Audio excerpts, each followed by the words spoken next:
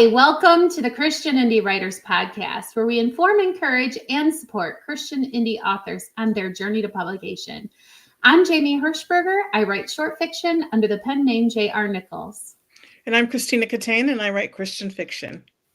Welcome to everybody listening on your favorite podcast distribution platform, whatever it may be. We understand that we're heard all around the world, and we do appreciate your active support by tuning in each and every week to the podcast. And also a big welcome to our chatters. Jennifer Carl Tong is having a wonderful breakfast with her college daughter, so she's not able to be with us today, but she is sending us love in the chat. And Catherine Carroll says good morning. And we just really appreciate all of our listeners, but a special shout out to those who are able to join us at 10 a.m. Eastern on Fridays when we broadcast live on YouTube. Speaking of YouTube, no matter where you are and where you're listening, we have a goal of 1,000 subscribers by the end of 2025. So if you would kindly mosey over to the Christian Indie Writers Podcast YouTube channel and give us a subscribe, we'd really appreciate it. There's some marketing and other goodies that we can't access until we have 1,000 subscribers. So you'd really be helping us reach even more independent authors. It doesn't cost you anything, and it would be super duper helpful to us. So we've just gotten to a place where we're blatantly asking to go over and give us a subscribe. Right, Tina? Exactly. Okay, so we're going to get right into our topic today, which is underused point of views. And I like saying that out loud because it has a little bit of rhyme to it. But for shorthand, a point of view is a POV. If you're tired of the same old point of view, stick around because we're going to talk about how writing from the side character's point of view can add lots of goodies to your novel. All right. So Tina, we're going to define a side character point of view first. What would you say is the definition of that? It's not the protagonist. So, now maybe we should define protagonist. Like, what if you're the beginningest of beginner writers? So a protagonist is the main character. Okay. It's the character that the whole story revolves around. Okay. So that's the protagonist. The antagonist is their nemesis, the evil one, the bad one, the one that's trying to keep them from getting what they want. They might not necessarily be a bad guy in the definition of the word, but they're trying to keep the protagonist from getting what they want. Okay. Mm-hmm. And all the rest of them are side characters. Okay. And so side character examples, I guess, would be, now see, in an outline, we have Dr. Watson and Sherlock Holmes, but that's just so interesting because it seems like all of those novels are from his point of view. And I'm just now thinking of the Hercule Poirot series of novels where a lot of those are written from I can't remember the fella's name who is like his kind of sidekick. Do you know what I mean? I don't remember his name either, but Hercule was definitely the main character. And that's probably why we don't remember the narrator's name. Yeah, what? It's gonna bother me now.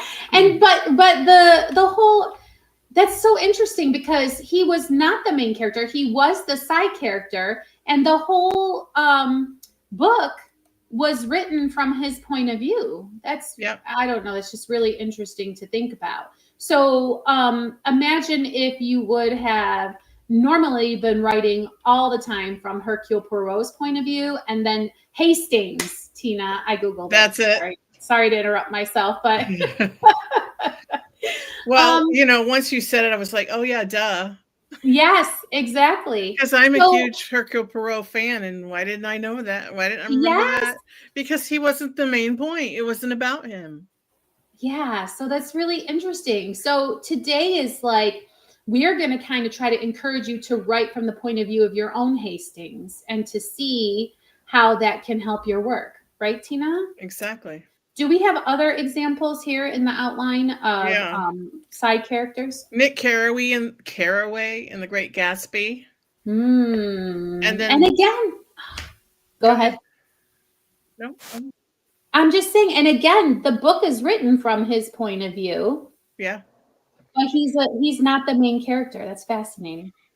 And then we have Barabbas and Acts. I don't think Acts was written from Barabbas's point of view, but he was definitely a side character. It says Barnabas here. Oh, Barnabas. Yes, sorry. Well, that makes a lot more sense than Barabbas. Yes. Although it would be interesting to have his point of view, wouldn't it? Has that ever been written, I wonder? I don't know. I read a book one time that was the whole 3.5 years of Jesus' ministry, written from the point of view of Judas. There's another side character. But I don't think I've ever heard one written from this point of view of Barabbas. That would be interesting because Barabbas had his like own little rebellion going on against the Romans. And that's why he was arrested and sentenced to death. And it would be interesting to find out how his little rebellion butted up against Jesus' ministry. That's really an interesting thing to think about. What a great rabbit trail for us to follow after the podcast. Because my bifocals don't work well and I read it wrong. Oh, I love it. I just love it. Okay, so why side characters? Why would we choose this point of view? And I think these examples we gave where very blatantly this choice was made is going to help us with this discussion. But Why, Tina, would we choose this point of view? Well, our first point was that it adds mystery or objectivity. Could you imagine? Think about Sherlock Holmes's personality. If he was telling his own story, he would not come across as a hero, I don't think. I think he would come across as an arrogant person, tooting his own horn and full of himself. Just, you know, go ahead. Because that's how he came across when someone else was describing him, is that he was kind of, he had like a intellectual snobbery going on. Yes, and I completely agree with you. And I feel also like it would be a very short book because the leap from the clue that he receives to conclusions, he may not feel like is even worth bothering to type out. The only reason why we get those explanations is because the side character teases them out of him. Yeah, because he doesn't get it. Yeah, he doesn't understand why somebody doesn't immediately draw the same conclusions that he does. And like sometimes you get a teacher that is so well versed in a subject that they skip like the middle reasoning, and then you're left going, what? How did we get from here to there? But if you're learning it from a learner who had to work their way through that middle, didn't come naturally to them, and then they'll teach you that middle part so that you can get from point A to point B. That's a much better teacher than somebody who just is natural to, and they don't understand how they got from A to B. Their brain just did it automatically. Okay, Tina. So you know what this is sounding like to me? This is sounding like permission to info dump. Like, you've got these side characters asking these questions, and now you could be like, sure, and info dump away to your heart's content, and your reader will not object to it. Right, but Sir Conan Doyle's genius was in the fact that it didn't feel like an info dump. Yeah. It felt like Watson going, what? Yeah. And all of us going, what? Right along with him. And we're like, tell me how you got there. Same with Poirot. It's the same kind of thing, isn't it? Yeah, exactly. And in fact, I think these mysteries in general, I feel like the genre really is an excellent case of showing how this could be done, but we could translate to use it into our own genre of choice, right? Yes.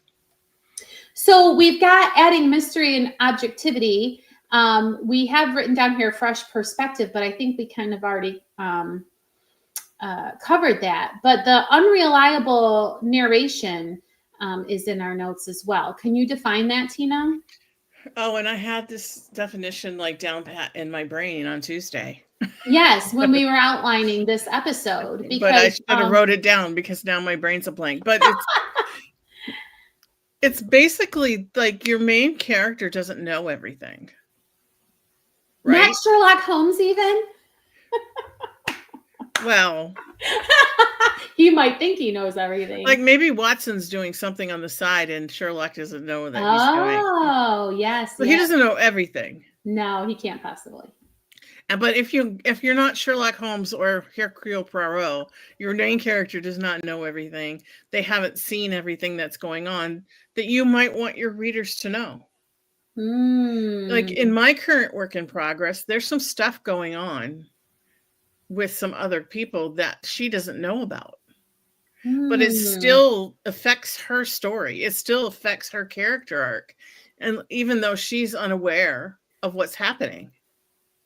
Well, that makes sense. So like, let's say she falls into a pit in chapter 6, because in chapter 3, somebody laid that trap for her, why that happens, right? Mm-hmm. So it makes sense that she would fall into a pit. Whereas without that little extra side character's point of view, you might just be like, what the heck? Where did this pit come from? Right. And in my work in progress, if I just had Angelica walking down the trail one day and seeing some lady stuck in the river, and helped her out, that's just not as powerful as if I'm telling that lady's story from her point of view and how she ended up there. Like, why is she in the river? Why is she stuck there? And why is she running for her life? Like, so Angelica doesn't know that because she doesn't meet her till this point. So that whole story of how she got there is told from that character's point of view. Well, that's helpful for unreliable narration, but I think that you're kind of nibbling around the edges of exploring themes indirectly without like making them the whole larger theme of your work, right? So can you think of an example of how you might use a side character point of view to explore themes? Well, when I'm thinking about this, my brain automatically goes to my own work in progress because that's where my brain is. And I'm sorry, I'm not trying to toot my own horn or be like Sherlock. It's just that's what's in my head right now. Right. That's what we're here for, Tina. So there's this theme of abortion. Okay. There's a theme of faith and abortion and sacrifices and false worship that's going on in Taslina's life, and she's going to come in. Her life is going to collide with Angelica's life. Who Angelica is a Christian. She's been saved. She's working on strengthening her faith, and now these two worlds collide. And how is Taslina's world and viewpoint and worldview, however you want to put it, going to change Angelica and affect her character arc? Okay. And so the last reason we feel like it's important to sometimes tell a story from a side character's point of view is that it keeps your protagonist larger than life or mysterious. And here we go back to Watson and Holmes and Poirot and Hastings. Hastings could never really figure out Poirot. Poirot would become frustrated with Hastings because Hastings really did make Poirot seem just larger than life, for lack of a better term. And Watson did the same for Holmes. Mm-hmm. And Holmes was like, "It's elementary, my dear Watson." Like, no, it's not. Watson's like, no, it's not. Well, and I don't think that we can go away from why use a side character without mentioning that even God sometimes uses a supporting role for mighty purposes. Often the least likely character is chosen in scripture to save the day. Rahab comes to mind. Yeah. Samson. Like Samson was literally in the bed of a prostitute. And God called him to go do something for him. David was like, he had all these older brothers who were much stronger and handsome and all the things than he was, but he got chose to be the next one. They lined up all of those bigger, stronger, better brothers. And whoever that guy was that came to try to anoint was like, is this it? Is this all you got? Well, we got the dirty one out there with the sheep. You know, we didn't even think about I believe it was Samuel, the prophet Samuel. Yeah. Yeah, they didn't even bother to bring him because he was so inconsequential. Puny little runt or whatever. Yeah. Wow. Okay. And I just heard of this thing the other day about these people were sitting around talking, and a guy was teaching, and he said, how do we know, who told us that David slew Goliath? And so they go around and they're guessing, and it's not David. Like, David never mentions the fact that he killed Goliath. He talks about the mistakes he made with Bathsheba and all the things, and hiding in the caves and the different things, but he never tells anybody that he killed Goliath. That was Samuel that told that story. Isn't that interesting? I love that. Yeah, he's not running around tooting his own horn, so to speak. Like, right. How interesting. I love that. And then he became kind of the main character, didn't he? Maybe that's the secret to finding your next spinoff, is to dabble in your seemingly inconsequential side character story for a little while, right? Right. Okay, so it's interesting because we've got how and when to use it in your story slated to talk about a little bit later, but I feel like we should talk about that before we talk about the how-to, don't you, Tina? Like, yeah. So when is the point of view of a side character a good fit? Well, obviously, we already talked about mystery and suspense. Over and again, it comes up, yeah. Epic or large-scale events. What do you mean by that? Like, well, think about, what is the name of that movie with Tom Hanks? Castaway? No, it was World War II. Not Saving Private Ryan. There's Platoon. Yeah. I don't know which one. I think it's Saving Private Ryan, or any of those epic war movies or novels. Platoon, maybe. I don't know. Yeah. And like, there's different things going on in different places, and so often you'll get, like, you might get the main character's point of view, but you're also going to get like the partner back at home who's pining for him, and you're going to get the generals who are planning the operation that he's going into. You're going to get the enemy and what they think's going on. Like, so you're going to get all these different points of views, because in order to tell the whole story, you need those different points of view.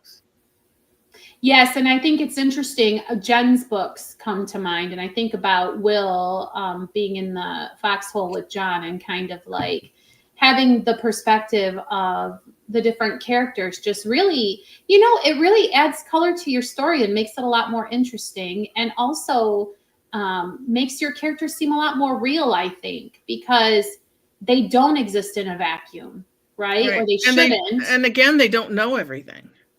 Right. They don't know what the enemy's planning. They don't know the real motives behind the people in charge. They don't know what the person pining for them is going through. But like, you know as the reader, which makes it extra juicy. And it ramps up the tension. Like, if this guy's going to get killed in war, and there's, this person you really like back at home praying for him to live. Like, that adds up a notch of tension. Yeah, to the story. That's what makes you keep reading, right? Is because you want to see how this all shakes out. If you think about in soap operas, how there's like all those many storylines going on, and the characters who are not in the room who will later be affected, like, that's what you're tuning in for, right? When they finally find out what's been going on all of this time, and they drag it out for like 8 dozen episodes. 18 years. Sorry. So finally, you want to use this in your story when your main character is too close to everything, right? So you can't just be dialed in, hyper focused on the immediate situation. You need some kind of a way to zoom out and see the big picture, and a side character point of view will allow you to do that. Right. Because if your main character is acting on what they're feeling, for example, but their actions are going to do them harm, but they don't know that. Somebody else knows that. Somebody else understands the consequences of, or maybe they're too close to their emotion. They don't realize they're acting out of emotion, but somebody else does. You could have a side character warn them, or you could have a whole scene from the side character's point of view where they're like looking at what that character is doing and going, wait a minute. You know what I mean? Or the side character desperately wants to warn them and can't get to them, or sends a letter and the letter never gets there. I mean, think of all of the possibilities that this opens up to you as far as broadening your plot and helping you. This is why books are at least 50,000 words, Jamie from the past, because all of these avenues are explored and exploited as far as making your story better. Right, Tina? Exactly. Because if you know me, if you've been watching for 6 years, you know that Jamie from the past could not understand how a book could possibly be 50,000 words or more. What could anybody possibly have to say for that amount of time? Which is why I write short fiction. Like, I had my idea for my first book and I was like, okay, I need 50,000 words of her traveling through the wilderness. Yes, and you're like, she walked past a tree. She walked past another tree. Like, so many trees and mountains and animals in the wilderness that you could describe. Isn't that interesting? And so hopefully we can make your 6 years a lot shorter of you getting from A to B. So this is a hint right here. Now we know like what is when it's a good fit, but like, how do you decide if the side character should like narrate your whole story? That's an interesting question, because I know it's like whose eyes reveal the most about the story's message, like who has an eagle's eye view. Yeah. But not necessarily, and I think it's not necessarily who has an eagle's eye view during what's happening. Right. Like some of the best stories I've ever read were people that are telling something that happened in the past. And now hindsight is 2020. And so they're telling this story with that 2020 sight, but they didn't have it at the time. Like some of the best stories come from that kind of point of view. Yes, like I survived whatever experience. Right. Or I was on this adventure with Frodo. And I was just a guy, like, let's just say, what are the three guys, the three hobbits that went? I'm sorry, I cannot tell you. I'm not. Anyway, they always talked about second breakfast and all that. How interesting would it be for them to tell the story from their point of view? Yeah, and I feel like you know that whoever is the narrator isn't going to die. So maybe that needs to be right. Like there's no risk of like, oh no, they could die because they're the one telling you the story. So maybe it shouldn't be someone that you want your characters to like want to survive, right? Like, right. Because you want the tension of maybe they could die. And you know, if you're telling us an actual historical stories, a lot of times our heroes die. Yeah. And so it's up to those who were traveling with them or who were the part of the journey, whether it was a physical journey or just an existential journey, to tell the story. Yes. Well, I'm glad that we decided to kind of flip this around, because I also think if you think about the how you're going to write, it might also help you to decide if the side character point of view is the right one for the narration. Do you know what I'm saying? Because like, as you go through this checklist of how to do it, you might find out it's unworkable for character X to be the narrator. Do you see what I'm saying? Yeah. So now we can talk about what are techniques of writing from a side character point of view, and also some pitfalls you should watch out for. Okay. So I think first we need to define what that side character knows about the story. Okay. Yeah. So like there are key events, turning points, whatever you call them in your story, disasters. The side character should have knowledge of those things if you're going to tell it from their point of view.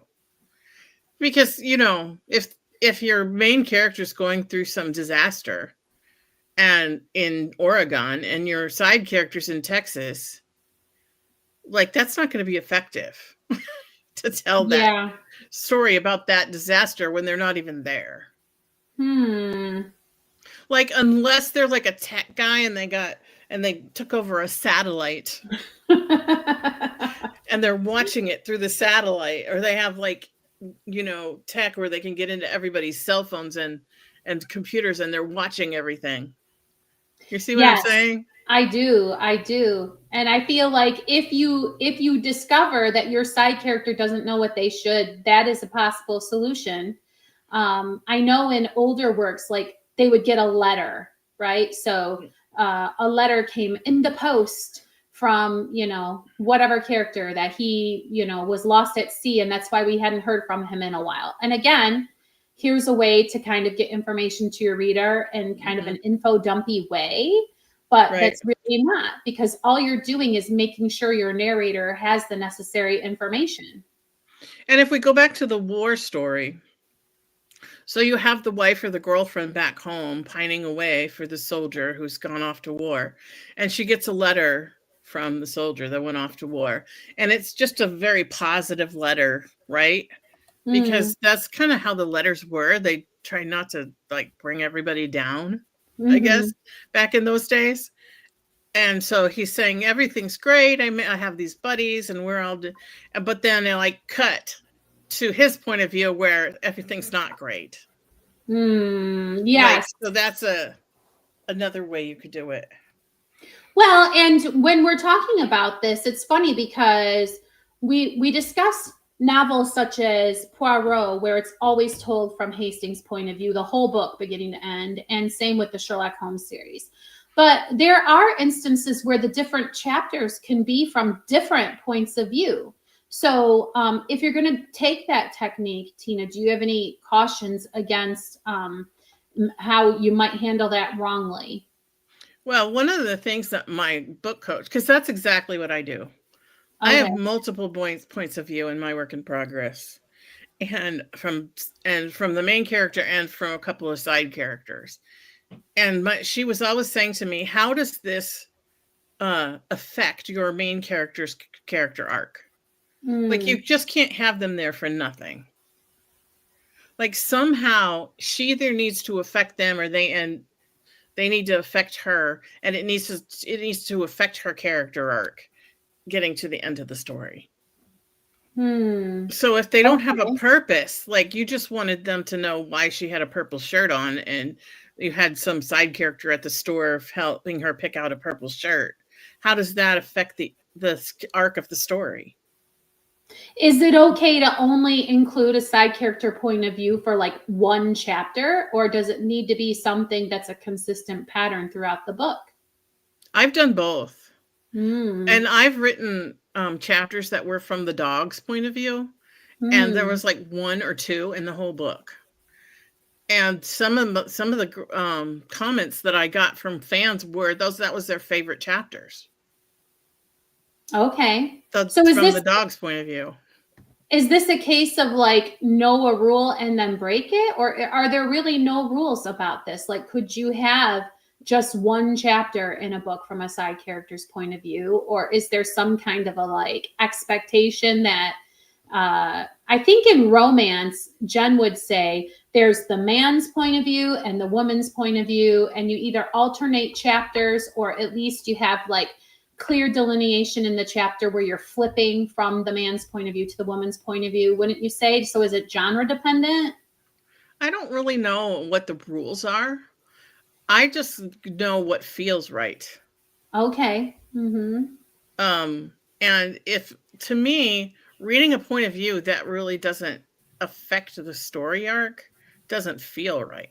So in a romance, it is the man and the woman's points of view that affect the story arc. Yes. Okay. So that makes sense.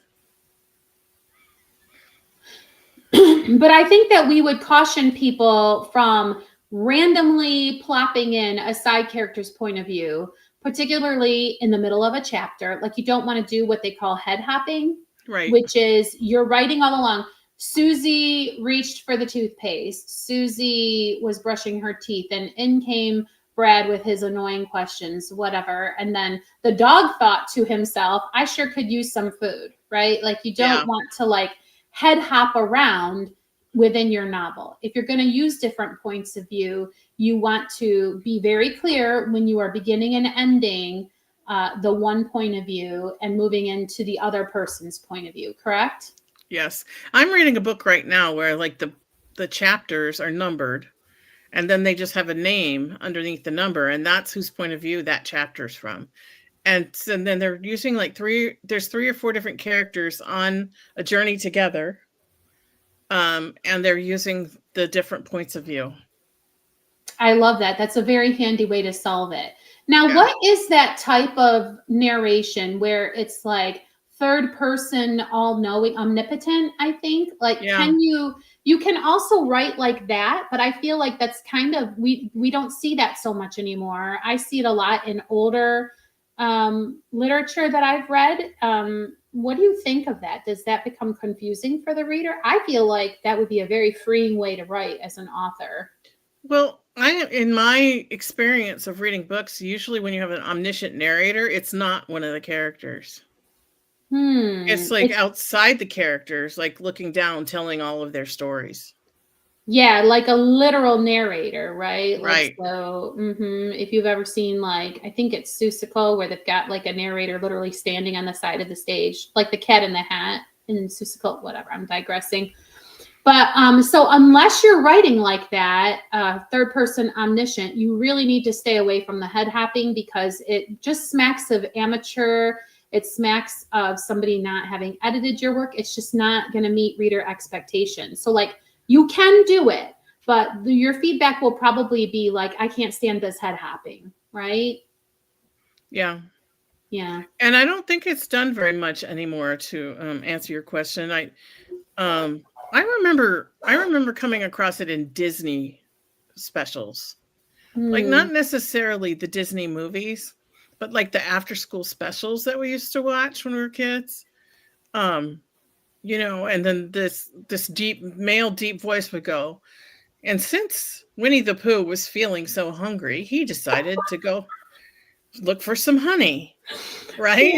Yeah. Like, so Winnie the Pooh is probably telling you that he's hungry by saying, I have a rumbly in my tumbly. But you also have the narrator going, like, if you read Winnie the Pooh, you'll know exactly what I'm talking about. Because there's this omniscient narrator telling this story, and he knows what all the characters are thinking and feeling. Yes.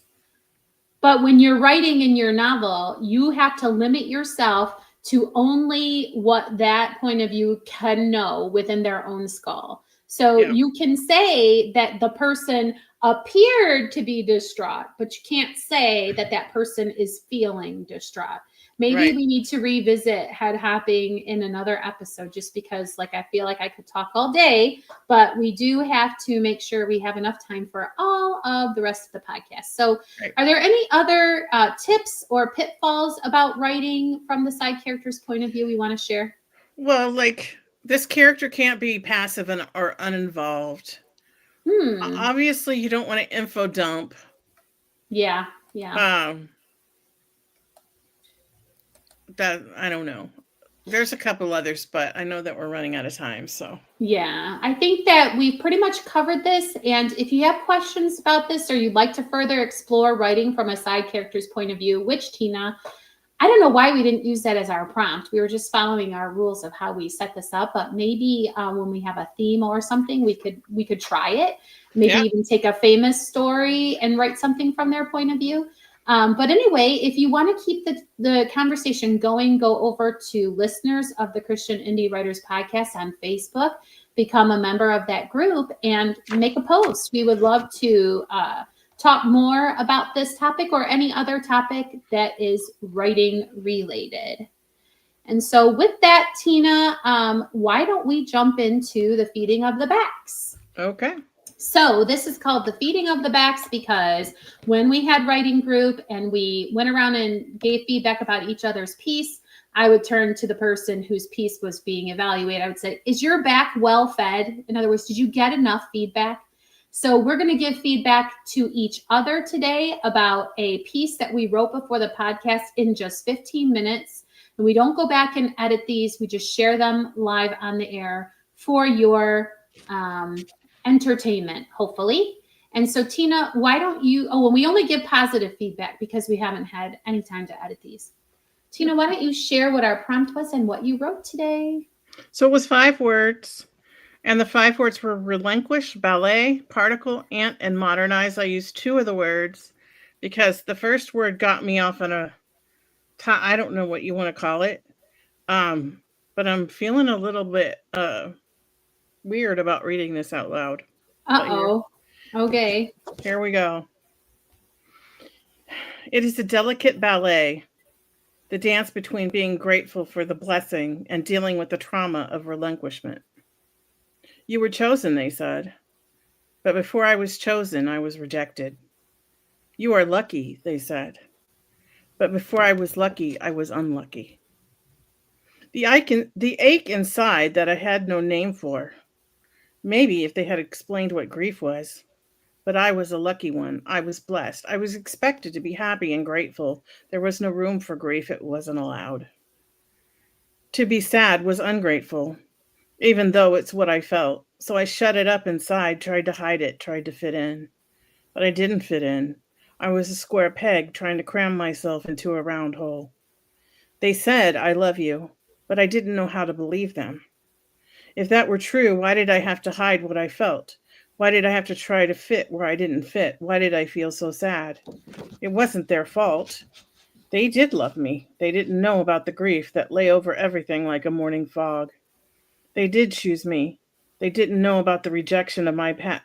They didn't know that the rejection of my past was alive and well in my emotional memories. I was their child.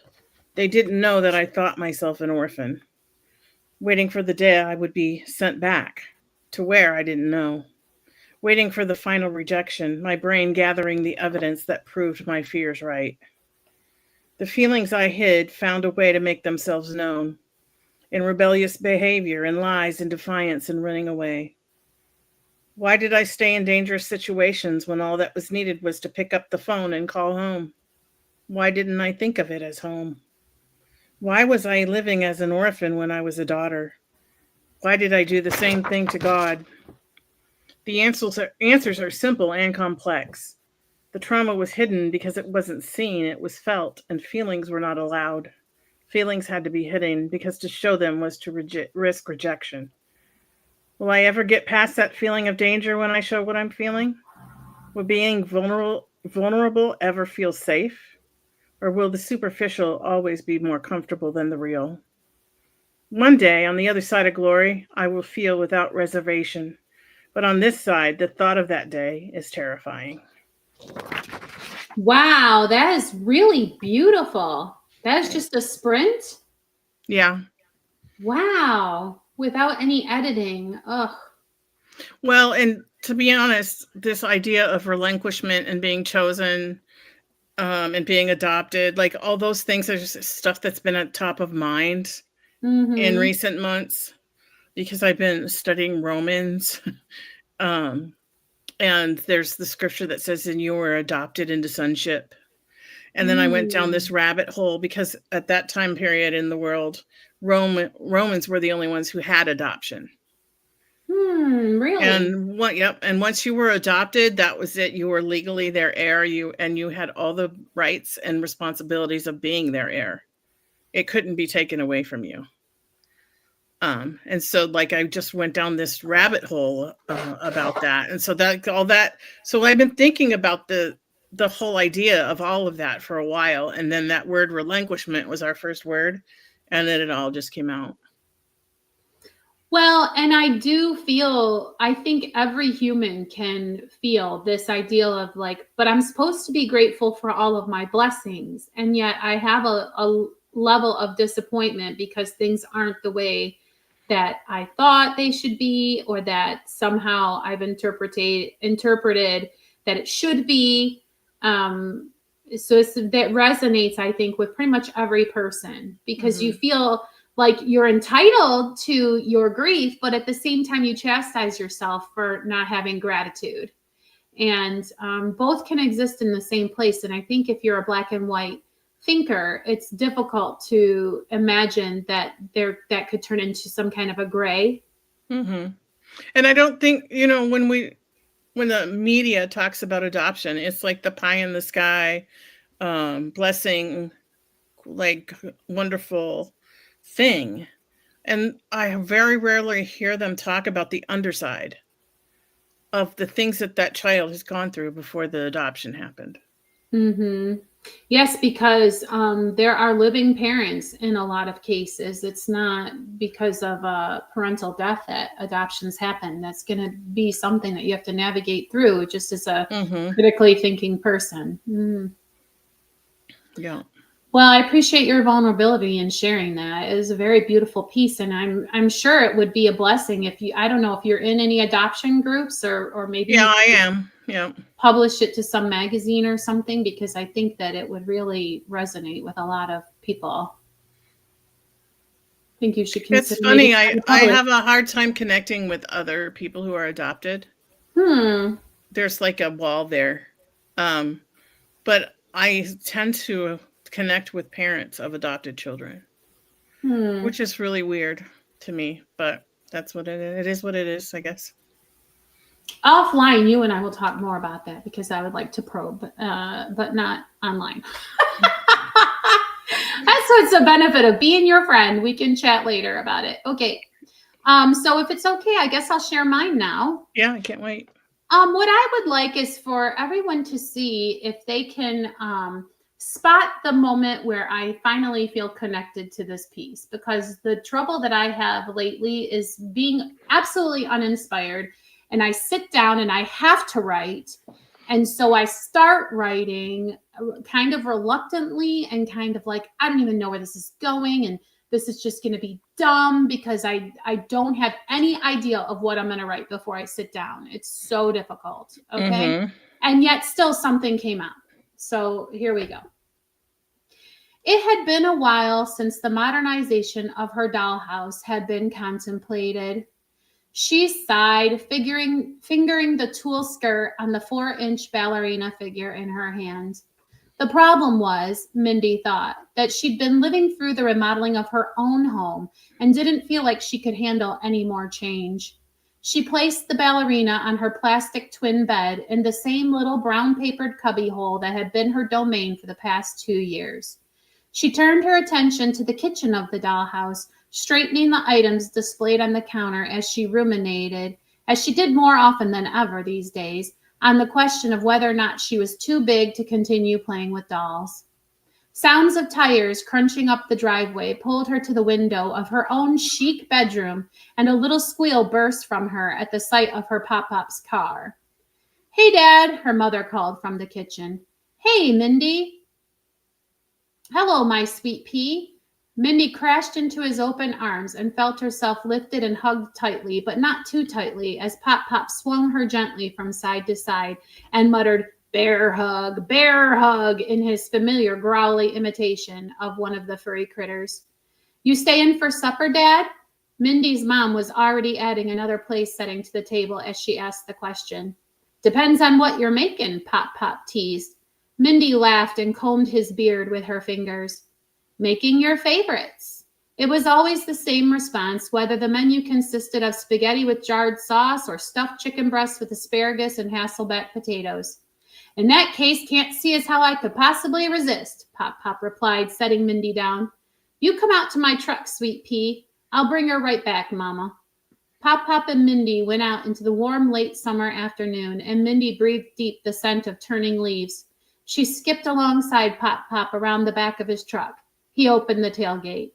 "Now won't you look at what fell into the back of my truck on the way over here," he said in mock surprise. "Oh, Pop-Pop." It was the most beautiful dollhouse Mindy had ever seen. "Do you have a use for this here old thing? Maybe them little people you've been holding hostage could use an upgrade to their digs, just like you've gotten." Mindy's eyes welled up with tears as she realized Pop-Pop had somehow understood. It wasn't the change she was dreading in the small world she created in the corner of her room. It was the painstaking labor of it all. And then I ran out of time. Wow. Okay, I'm going to make a guess. Yeah. About the part about Pop coming in. Yeah. He saved the day. I'm just like, someone's got to show up and change everything, because here I am just talking about this girl with her dollhouse. I'm just like, oh, this is just going to be so painful for the next, I don't know, 11 minutes I had left or whatever. Yeah. Mm-hmm. He did save the day. Yeah. And I just loved that he said, this somehow fell into the back of my truck. Yes. Like he didn't yes. deliberately go out looking for it and buy it for her. Right? Yeah. It's great. And I kind of was sad that time ran out for a change. I was really hoping to kind of like bring it on home with like a concluding couple of sentences or something like that. But yeah, I just really enjoyed it at the end of the day. So I did too. I would not be mad if you wrote about that. Like if you continued it next time. yeah. Like I really love this Pop guy. Yeah. Maybe how he's helping Mindy through something as she grows. We'll see. Yeah. And I was like, I found myself trying to figure out how old she was. Because Mm-hmm. there was the line about the remodel of her house. Mm-hmm. So then I was like, she's an adult. But then she's like, am I too old for dolls? So then you're like trying to figure out, like, where is she? Is she like 10? Mm-hmm. Is she like 11? She's 7, 8? Like, I don't know. Like my granddaughter's 8 and she started complaining about we have too many baby toys in the house. Oh, when she comes over. Yeah. And most of them are her toys. Like they're toys that we've bought her over the years. So it was just interesting that she would say that. That was from when I was a little kid, and meanwhile she's 8. And yet when the 2-year-old Eliana comes and wants to play with said toys, she gets all territorial. Possessive. Yeah. Like that's mine. Yeah, but you don't play with it anymore. So why don't you just let her play with it? And the 2-year-old is like, my Barbies. And then no, those are Athena's Barbies. No, they're my Barbies. You know what you could do is you could take Athena Christmas shopping for Eliana in her own toy box, and you could literally wrap up some of this stuff and officially gift it to the baby, and then that might help Athena say goodbye to them if she gives them first Christmas presents. Right. And plus your kid would get a whole lot more stuff to open and no cost to you. Right. It's a good idea. Okay, so anyway, what's up and what's next for you, Tina? What's going on in your world? Well, I have been so completely unproductive the last few weeks, and I don't know why. And so I sat down yesterday. I just spent the whole day. I printed out my planner. I blocked off all my little time blocks to try to figure out like when am I going to do what. These are my productivity hours. These are, and I did the whole thing. I got out my colored pencils and my markers and I just made it into a whole crafty kind of thing. And so starting Monday, I have it all laid out of how I'm going to get back into being productive. And so that's what I've been doing, and that is also what's next. Is like I have my goal set for Monday, so I am trying to add some of those things in now, so it's just not like cold turkey on Monday. But Monday is my kind of I'm going to go back on my diet on Monday kind of thing. But you always seem to do well when you scheduled your productivity. I did, but then I got away from it.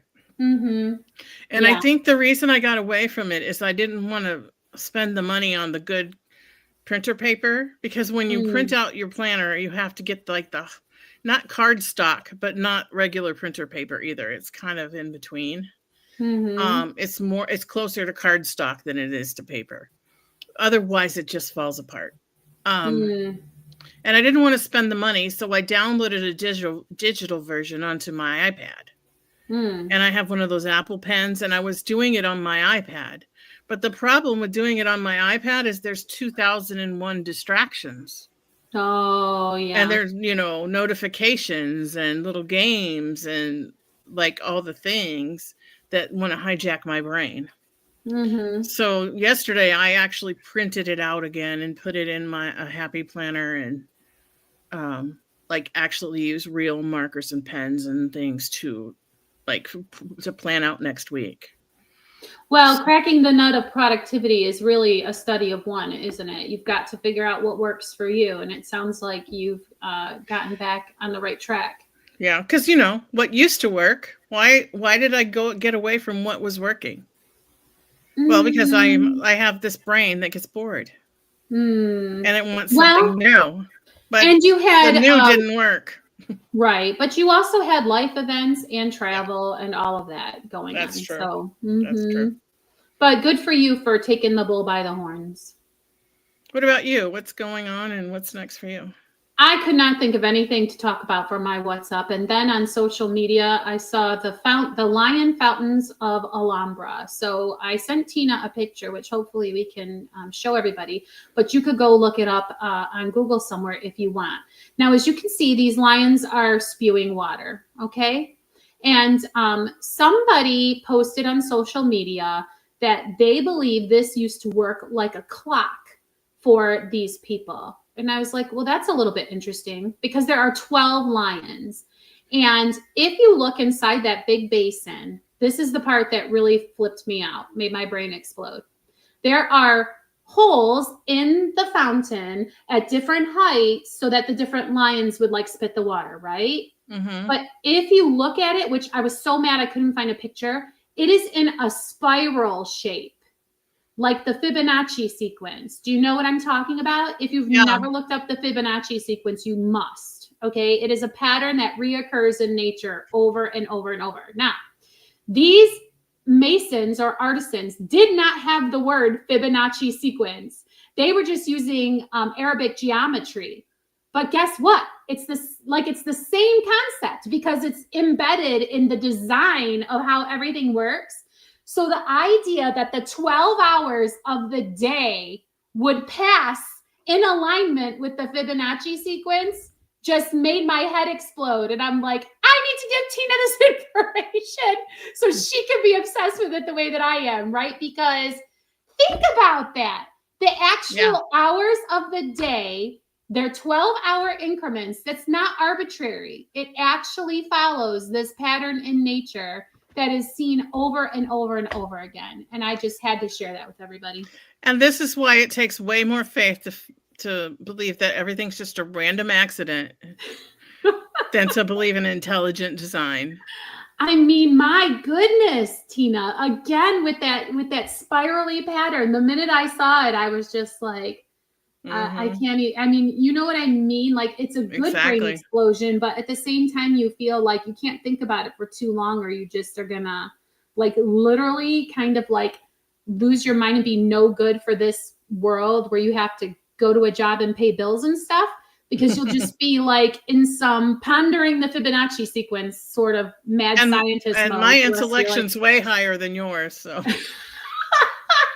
Well, have fun with this one because people are arguing about whether or not that's like it may have been a way that they told time, but like I just do not care because in my opinion, 12 hours of a day actually lining up with the like, oh my gosh, it was just enough. So that's what I wanted to share. I appreciate it. That's awesome. Thanks for going down that little rabbit hole with me. Oh, I love rabbit holes. Sadly, we're up against the time, so I've got to conclude this episode of the Christian Indie Writers Podcast. Until next time, may your pen be prolific, may your deadlines be met, and may all of your words honor Christ. Bye now.